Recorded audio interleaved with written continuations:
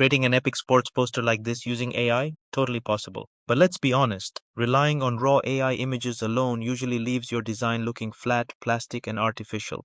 In today's video, we are bridging the gap between two worlds. We're taking a high-quality AI-generated stock image as our foundation and elevating it using advanced manual techniques in Photoshop. I'm going to break down exactly how I transformed this raw AI image of Cristiano Ronaldo into a dramatic, gritty Portugal matchday poster. There are no shortcuts here. We're doing this the old school way. We will manually paint the lighting and shadows to flawlessly blend Ronaldo into the stadium background. Next, we'll inject some raw character into the piece by overlaying gritty grunge textures, adding dynamic smoke effects, and for the ultimate grand finale, we'll run it through Camera Raw filter to lock in those sharp, industry standard colors and contrasts.